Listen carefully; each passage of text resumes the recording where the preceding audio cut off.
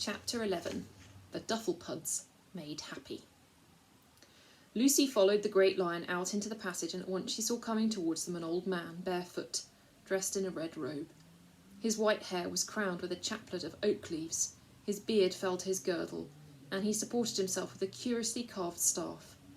When he saw Aslan, he bowed low and said, "Welcome, sir, to the least of your houses." "Do you grow weary, Coryacan, of ruling such foolish subjects as I have given you here?" "No," said the magician, "they're very stupid, but there's no real harm in them. I begin to grow rather fond of the creatures. Sometimes, perhaps, I am a little impatient, waiting for the day when they can be governed by wisdom, instead of this rough magic." "All in good time, Coryacan," said Aslan. "Yes, all in good time, sir," was the answer. "Do you intend to show yourself to them?" "Nay," said the lion, with a little half-growl that meant, Lucy thought, the same as a laugh. "I should frighten them out of their senses. Many stars will grow old and come to take their rest in islands before your people are ripe for that. And today, before sunset, I must visit Trumpkin the dwarf where he sits in the castle of Cair Paravel, counting the days till his master Caspian comes home. I will tell him all your story, Lucy. Do not look so sad. We shall meet again soon." "Please, Aslan," said Lucy, "what do you call soon?" "I call all time soon," said Aslan, and instantly he was vanished away, and Lucy was alone with the magician. "Gone," said he, "and you and I quite crestfallen. It's always like that. You can't keep him. It's not as if he were a tame lion. And how did you enjoy my book?" "Parts of it very much indeed," said Lucy. "Did you know I was there all the time?" "Well, of course I knew, when I let the duffers make themselves invisible, that you would be coming along presently to take the spell off. I wasn't quite sure of the exact day, and I wasn't especially on the watch this morning. You see, they'd made me invisible too, and being invisible always makes me so sleepy. Hey-ho, there I am yawning again. Are you hungry?" "Well, perhaps I am a little," said Lucy. "I've no idea what the time is." "Come," said the magician, "all times may be soon to Aslan, but in my home all hungry times are 1 o'clock." He led her a little way down the passage and opened a door. Passing in, Lucy found herself in a pleasant room full of sunlight and flowers. The table was bare when they entered, but it was of course a magic table, and at a word from the old man, the tablecloth, silver, plates, glasses and food appeared. "I hope that is what you would like," said he. "I've tried to give you food more like the food of your own land than perhaps you've had lately." "It's lovely," said Lucy, and so it was. An omelette, piping hot, cold lamb and green peas, a strawberry ice, lemon squash to drink with the meal, and a cup of chocolate to follow. But the magician himself drank only wine, and ate only bread. There was nothing alarming about him, and Lucy and he were soon chatting away like old friends. "When will the spell work?" asked Lucy. "Will the duffers be visible again at once?" "Oh yes, they're visible now, but they're probably all asleep still. They always take a rest in the middle of the day." "And now that they're visible, are you going to let them off being ugly? Will you make them as they were before?" "Well, that's rather a delicate question," said the magician. "You see, it's only they who think they were nice to look at before. They say they've been uglified, but that isn't what I called it. Many people might say the change was for the better." "Are they awfully conceited?" "They are, or at least the chief duffer is, and he's taught all the rest to be. They always believe every word he said." "We'd noticed that," said Lucy. "Yes, we'd better get on without him in a way." "We'd get on better without him in a way. Of course, I could turn him into something else, or even put a spell on him, which would make them not believe a word he said, but I don't like to do that. It's better for them to admire him than to admire nobody." "Don't they admire you?" asked Lucy. "Oh, not me," said the magician. "They wouldn't admire me." "What was it you uglified them for? I mean, what they call uglified." "Well, they wouldn't do what they were told. Their work is to mind the garden and raise food, not for me, as they imagine, but for themselves. They wouldn't do it at all if I didn't make them. And of course for a garden you want water. There's a beautiful spring about half a mile away up the hill, and from that spring there flows a stream which comes right past the garden. All I ask them to do is to take their water from the stream instead of trudging up to the spring with their buckets 2 or 3 times a day and tiring themselves out, besides spilling half it on the way back. But they wouldn't see it. In the end they refuse point blank." "Are they as stupid as all that?" asked Lucy. The magician sighed. "You wouldn't believe the troubles I've had with them. A few months ago they were all for washing up the plates and knives before dinner. They said it saved time afterwards. I've got them planting boiled potatoes to save cooking them when they were dug up. One day the cat got into the dairy, and 20 of them were at work moving all the milk out. No one thought of moving the cat. But I see you've finished. Let's go and look at the duffers now they can be looked at." They went into another room which was full of polished instruments hard to understand, such as astrolabes, orreries, chronoscopes, poisometers, choriambuses, and theodolines. And here, when they'd come to the window, the magician said, there are your duffers. I don't see anything. Anybody, said Lucy. And what are those mushroom things? The things she pointed at were dotted all over the level grass. They were certainly very like mushrooms, too big, the stalks about 3 feet high and the umbrellas about the same length from edge to edge. When she looked carefully, she noticed too that the stalks joined the umbrellas not in the middle, but at one side, which gave an unbalanced look to them. And there was something, a sort of little bundle, lying on the grass at the foot of each stalk. In fact, the longer she gazed at them, the less like mushrooms they appeared. The umbrella part was not really round, as she had thought at first. It was longer than it was broad, and it widened at one end. There were a great many of them, 50 or more. The clock struck 3. Instantly a most extraordinary thing happened. Each of the mushrooms suddenly turned upside down. Little bundles which had lain at the bottom of the stalks were heads and bodies. The stalks themselves were legs, but not 2 legs to each body. Each body had a single thick leg right under it, not to one side like the leg of a one-legged man, and at the end of it, a single enormous foot, a broad-toed foot with the toes curling up a little, so it looked rather like a small canoe. She saw in a moment why they'd looked like mushrooms. They'd been lying flat on their backs, each with its single leg straight up in the air, and its enormous foot spread out above it. She learned afterwards that this was their ordinary way of resting, for the foot kept off both rain and sun, and for a monopod to lie under its own foot is almost as good as being in a tent. "Oh, the funnies!" cried Lucy, bursting into laughter. "Did you make them like that?" Yes, I made the duffers into monopods," said the magician. He too was laughing till the tears ran round his cheeks. "But watch," he added. "It was worth watching. Of course, these little one-footed men couldn't run or walk as we do. They got about by jumping like fleas or frogs. And what jumps they made, as if each big foot were a mass of springs. And with what bounce they came down. That was what made the thumping noise which had so puzzled Lucy yesterday. For now they were jumping in all directions and calling out to one another, 'Hey lads, we're visible again!' 'Visible we are,' said one tasselled red cape, who was obviously the chief monopod. And what I say is when chaps are visible, why, they can see one another." "Oh, there it is, Chief," cried all the others. "There's the point, no one's got a clearer head than you. You couldn't have made it plainer."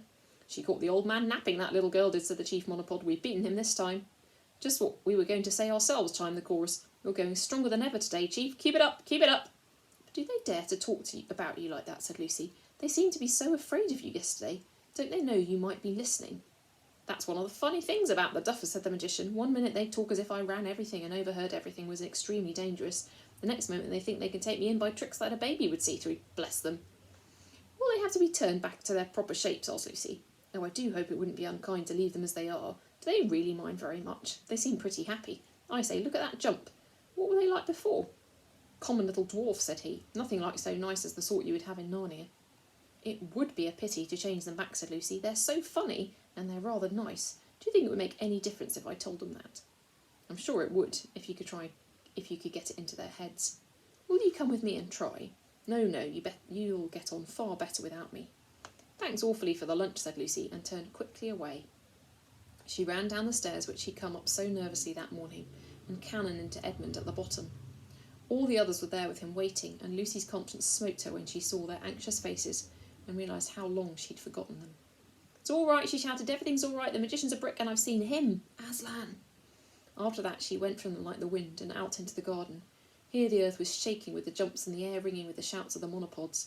Both were redoubled when they caught sight of her. Here she comes, they cried. 3 cheers for the little girl." "Oh," she put across the old gentleman properly, she did. We're extremely regrettable," said the chief monopod, "that we can't give you the pleasure of seeing us as we were before we were uglified. For you wouldn't believe the difference, and that's the truth, for there's no denying we're mortal ugly now, so we won't deceive you." "Eh, that we are, Chief, that we are," echoed the others, bouncing like so many toy balloons. You've said it. "But I don't think you are at all," said Lucy, shouting to make herself heard. "I think you look very nice." Hear her," said the monopods. "True for you, missy, very nice we look. You couldn't find a handsomer lot." They said this without any surprise, and did not seem to notice that they had changed their minds. "She's a saying," remarked the chief monopod, "as how we looked very nice before we were uglified." "True for you, Chief, true for you," chanted the others. "That's what she says. We heard her ourselves." "I did not," bawled Lucy. "I said you were very nice now." So she did, said the chief monopod. Said we were very nice then." Hear 'em both, said the monopod. "There's a pair for you, always right. They couldn't have put it better." "We're saying just the opposite," said Lucy, stamping her foot with impatience. "So you are, to be sure, so you are," said the monopods. "Nothing like an opposite. Keep it up, both of you." "You're enough to drive anyone mad," said Lucy, and gave it up. But the monopods seemed perfectly contented, and she decided that on the whole the conversation had been a success. And before everyone went to bed that evening, something else happened which made them even more satisfied with their one-legged condition. Caspian and all the Narnians went back as soon as possible to the shore to give their news to Rince and the others on board the Dawntreader, who were by now very anxious. And of course the monopods went with them, bouncing like footballs and agreeing with each other in loud voices, till Eustace said, "I wish the magician would make them inaudible instead of invisible." He was soon very sorry he'd spoken, because then he had to explain that an inaudible thing is something you can't hear. And though he took a lot of trouble, he never felt sure the monopods had really understood. And what especially annoyed him was that they said in the end, He can't put things the way our chief does, but you'll learn, young man, hark to him. He'll show you how to say things. There's a speaker for you." When they reached the bay, Reepicheep had a brilliant idea. He had his little coracle lowered and paddled himself about in it till the monopods were thoroughly interested. Then he stood up in it and said, "Worthy and intelligent monopods, you do not need boats. Each of you has a foot that will do instead. Just jump as lightly as you can on the water and see what happens." The chief monopod hung back and warned the others that they'd find the water powerful wet, but one or two of the younger ones tried it almost at once, and then a few others followed their example, and at last the whole lot did the same. It worked perfectly. The huge single foot of a monopod acted as a natural raft or boat, and when Reepicheep had taught them how to cut rude paddles for themselves, they all paddled about the bay and round the Dawntreader, looking for all the world like a fleet of little canoes with a fat dwarf standing up in the extreme stern of each. And they had races, and bottles of wine were lowered down to them from the ship as prizes, and the sailors stood leaning over the ship's sides and laughed till their own sides ached. The Duffers were also very pleased with their new name of monopods, which seemed to them a magnificent name, though they never got it right. "That's what we are," they bellowed. "Moneypods, pominods, podimons."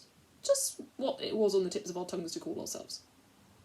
But they soon got it mixed up with their old name of Duffers, and finally settled to calling themselves the Dufflepuds, and that's what they'll probably be called for centuries. That evening all the Narnians dined upstairs with the magician, and Lucy noticed how different the whole top floor looked now she was no longer afraid of it. The mysterious signs on the doors were still mysterious, but now looked as if they had kind and cheerful meanings, and even the bearded mirror now seemed funny rather than frightening. At dinner everyone had by magic what everyone liked best to eat and drink, and after dinner the magician did a very useful and beautiful piece of magic.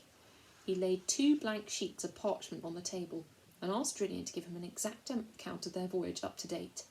And as Drinian spoke, everything he described came out on the parchment in fine clear lines, till at last each sheet was a splendid map of the Eastern Ocean, showing Galma, Terebinthia, the 7 Isles, the Lone Islands, Dragon Island, Burnt Island, Deathwater, and the land of the Duffers itself, all exactly the right sizes and in the right positions.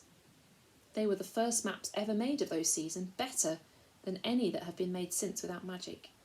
For on these, though the towns and mountains looked at first just as they would on an ordinary map, when the magician lent them a magnifying glass he saw that they were perfect little pictures of the real things, so that you could see the very castle and slave market and streets in Narrowhaven, all very clear, though very distant, like things seen through the wrong end of a telescope.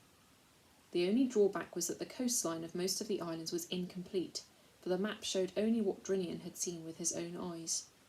When they were finished, the magician kept one himself and presented the other to Caspian.